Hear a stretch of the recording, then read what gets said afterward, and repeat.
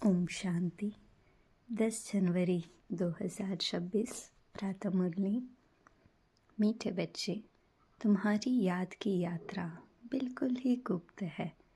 तुम बच्चे अभी मुक्ति धाम में जाने की यात्रा कर रहे हो। प्रश्न: स्थूल वतनवासी से सूक्ष्म वतनवासी फरिश्ता बनने का पुरुषार्थ क्या है? सूक्ष्म वतनवासी फरिश्ता बनना है तो रूहानी सर्विस में हड्डी हड्डी स्वाहा करो। बिना हड्डी स्वाहा किए फरिश्ता नहीं बन सकते, क्योंकि फरिश्ते बिगर हड्डी मांस के होते हैं। इस बेहद की सेवा में दधीची ऋषि की तरह हड्डी हड्डी लगानी है, तभी व्यक्त से अव्यक्त बनेंगे। गीत धीरज धर मनवा। ओम शांति। बच्चों को इस गीत से इशारा मिला कि धीरज धरो। बच्चे जानते हैं हम श्रीमत पर पुरुषार्थ कर रहे हैं और जानते हैं कि हम इस गुप्त योग की यात्रा पर है। वह यात्रा अपने समय पर पूरी होनी है। मुख्य है ही ये यात्रा, जिसको तुम्हारे सिवाय और कोई भी नहीं जानते हैं। यात्रा पर जाना है ज़रूर, और ले जाने वाला पंडा भी चाहिए। इसका नाम ही रखा हुआ है पांडव सेना। अब यात्रा पर है। स्थूल लड़ाई की कोई बात नहीं है, हर एक बात गुप्त है। यात्रा भी बड़ी गुप्त है, शास्त्रों में भी है। बाप कहते हैं मुझे याद करो तो मेरे पास आकर पहुँचेंगे। ये यात्रा तो हुई ना। बाप सब शास्त्रों का सार बताते हैं, प्रैक्टिकल में एक्ट में ले आते हैं। हम आत्माओं को यात्रा पर जाना है, अपने निर्वाण धाम। विचार करो तो समझ सकते हैं। ये है मुक्ति धाम की सच्ची यात्रा। सब चाहते हैं हम मुक्ति धाम में जाए। ये यात्रा करने के लिए कोई मुक्ति धाम का रास्ता बताए, परंतु बाप तो अपने समय पर आपे ही आते हैं, जिस समय को कोई नहीं जानते हैं। बाप आकर समझाते हैं तो बच्चों को निश्चय होता है, बरोबर ये सच्ची यात्रा है जो गाई हुई है। भगवान ने ये यात्रा सिखाई थी। मन मना भव मध्याजी भव। ये अक्षर भी तुम्हारे काम के बहुत है, सिर्फ किसने कहा ये भूल कर दी है। कहते हैं देह सहित देह के सब संबंधों को भूल जाओ। इनको ब्रह्मा बाबा को भी देह है, इनको भी समझाने वाला दूसरा है। जिसको अपनी देह नहीं है वह बाप है विचित्र। उनको कोई चित्र नहीं है, और तो सबके चित्र है। सारी दुनिया चित्रशाला है। विचित्र और चित्र अर्थात जीव और आत्मा का ये मनुष्य स्वरूप बना हुआ है, तो वह बाप है विचित्र। समझाते हैं मुझे इस चित्र का आधार लेना पड़ता है। बरोबर शास्त्रों में है, भगवान ने कहा था जबकि महाभारत लड़ाई भी लगी थी, राजयोग सिखाते थे, जरूर राजाई स्थापन हुई थी। अभी तो राजाई है नहीं। राजयोग भगवान ने सिखाया था, नहीं दुनिया के लिए, क्योंकि विनाश सामने खड़ा था। समझाया जाता है ऐसा हुआ था जबकि स्वर्ग की स्थापना हुई थी। वह लक्ष्मी नारायण का राज्य स्थापन हुआ था। अभी तुम्हारी बुद्धि में है सतयुग था, अभी कलयुग है। फिर बाप वही बातें समझाते हैं। ऐसा तो कोई कह न सके कि मैं परम धाम से आया हूँ तुमको वापस ले जाने। परम पिता परमात्मा ही कह सकते हैं, ब्रह्मा द्वारा, और किसके द्वारा भी कह नहीं सकते। सूक्ष्म वतन में है ही ब्रह्मा विष्णु शंकर। ब्रह्मा के लिए भी समझाया है कि वह है अव्यक्त ब्रह्मा और ये है व्यक्त। तुम अभी फरिश्ता बनते हो। फरिश्ते सूक्ष्म वतन में नहीं होते। फरिश्तों को हड्डी मांस नहीं होता है। यहाँ इस रूहानी सर्विस में हड्डी आदि सब खलास कर देते हैं, फिर फरिश्ते बन जाते हैं। अभी तो हड्डी है ना, ये भी लिखा हुआ है। अपनी हड्डियाँ भी सर्विस में दे दी, गोया अपनी हड्डियाँ खलास करते हैं। स्थूल वतन से सूक्ष्म वतन वासी बनना है। यहाँ हम हड्डी देकर सूक्ष्म बन जाते हैं। इस सर्विस में सब स्वाहा करना है। याद में रहते रहते हम फरिश्ते बन जाएंगे। ये भी गाया हुआ है, मीरुआ मौत मल्लू का शिकार।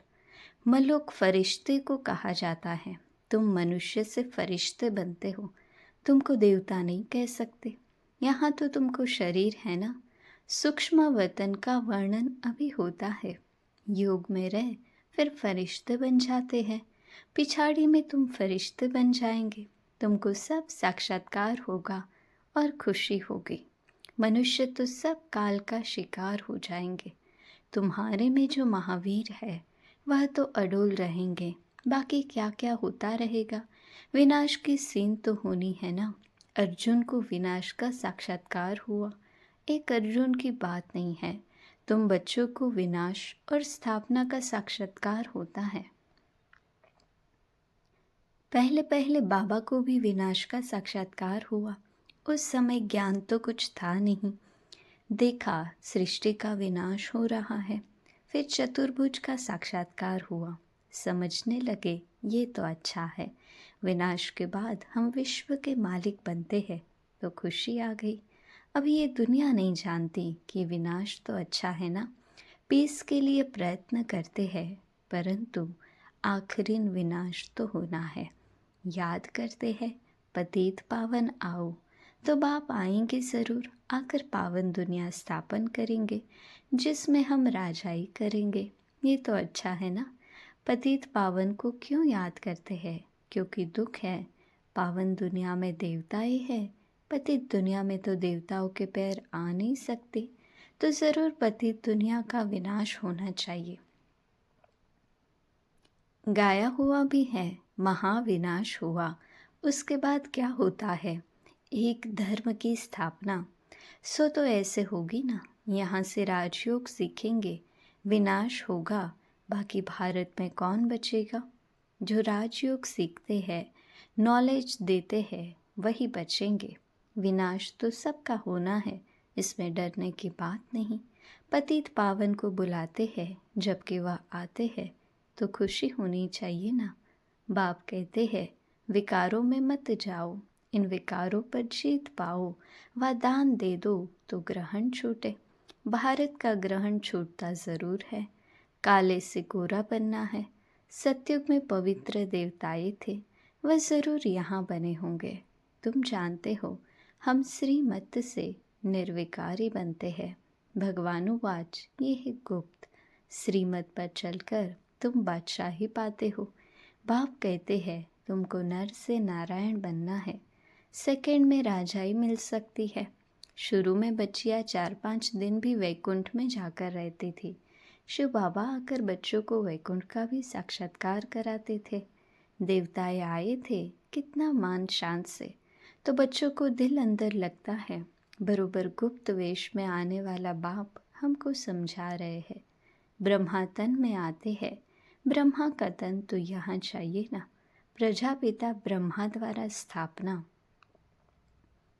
बाबा ने समझाया है, कोई भी आते हैं तो उनसे पूछो किसके पास आते हो? बी के पास। अच्छा, ब्रह्मा का नाम कभी सुना है? प्रजापिता तो है ना। हम सब उनके आकर बने हैं, ज़रूर आगे भी बने थे।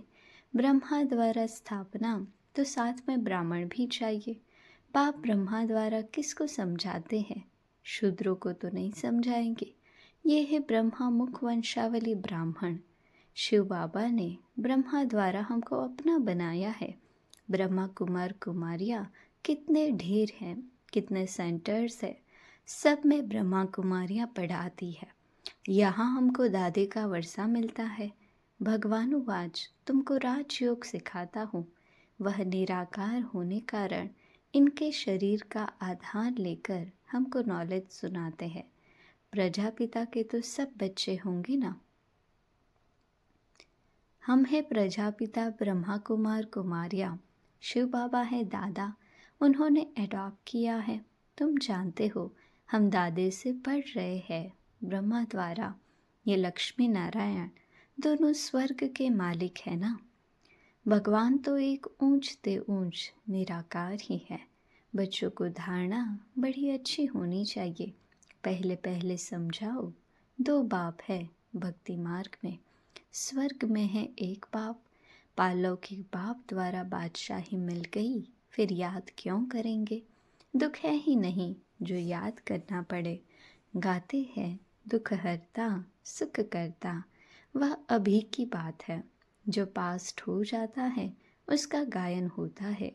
महिमा है एक की, वह एक बाप ही आकर पतितों को पावन बनाते हैं।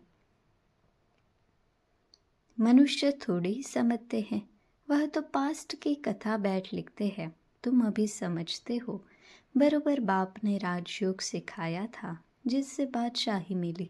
84 का चक्र लगाया, अभी फिर हम पढ़ रहे हैं।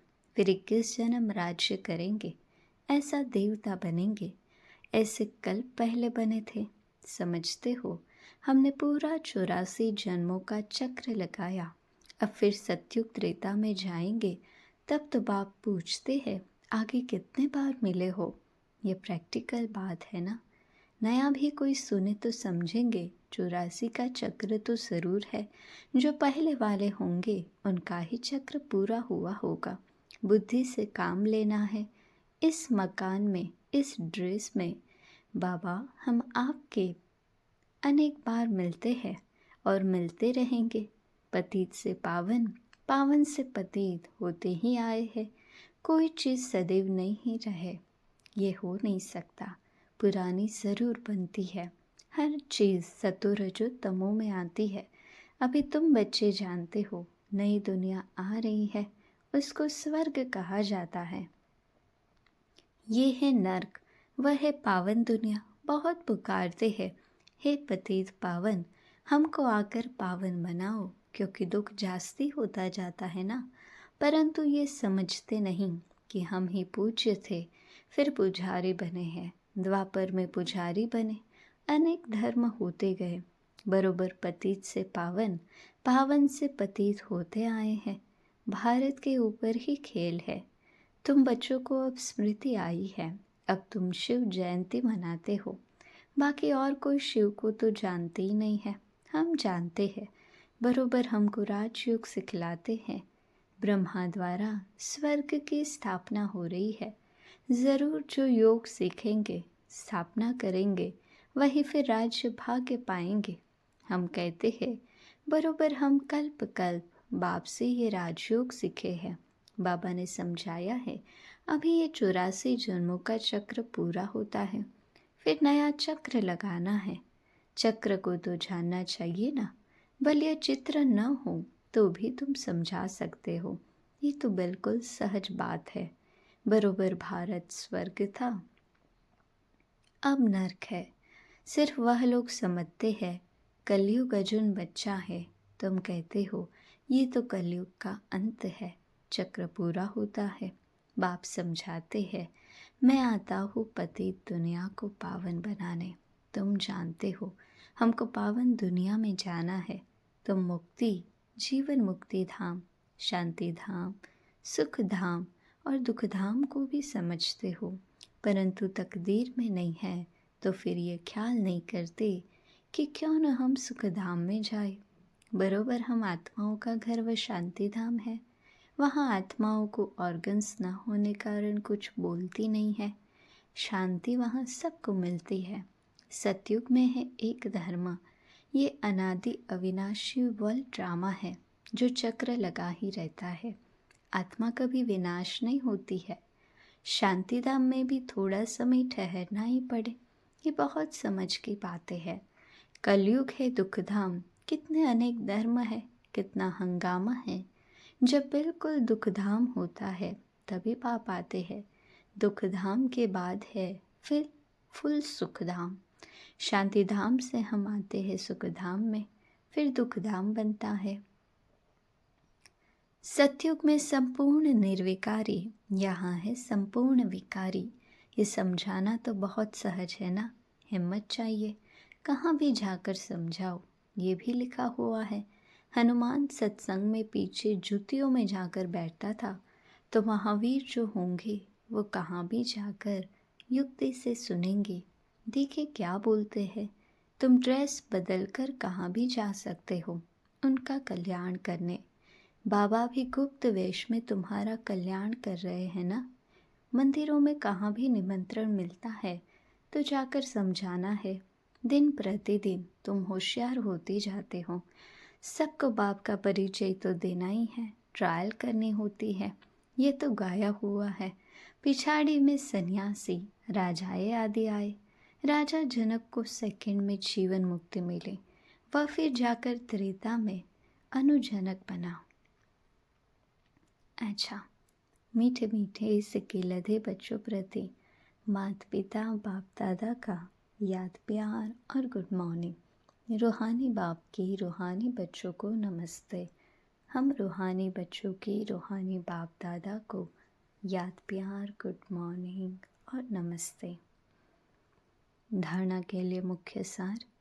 अंतिम विनाश की सीन देखने के लिए अपनी स्थिति महावीर जैसे निर्भय अडोल बनानी है। गुप्त याद की यात्रा में रहना है। अव्यक्त वतनवासी फरिश्ता बनने के लिए बेहद सेवा में दधीती ऋषि की तरह अपनी हड्डी हड्डी स्वाहा करनी है। वरदान। पहली श्रीमत पर विशेष अटेंशन दे। फाउंडेशन को मजबूत बनाने वाले सहज योगी भव। बाप दादा की नंबर 1 श्रीमत है कि अपने को आत्मा समझकर बाप को याद करो। यदि आत्मा के बजाय अपने को साधारण शरीरधारी समझते हो तो याद टिक नहीं सकती। वैसे भी कोई दो चीज़ों को जब जोड़ा जाता है तो पहले समान बनाते हैं। ऐसे ही आत्मा समझकर याद करो तो याद सहज हो जाएगी। ये श्रीमत ही मुख्य फाउंडेशन है। इस बात पर बार बार अटेंशन दो तो सहज योगी बन जाएंगे। स्लोगन।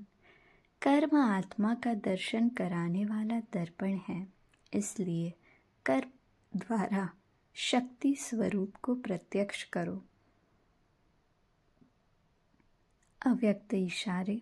इस अव्यक्ति मास में बंधन मुक्त रह जीवन मुक्त स्थिति का अनुभव करो।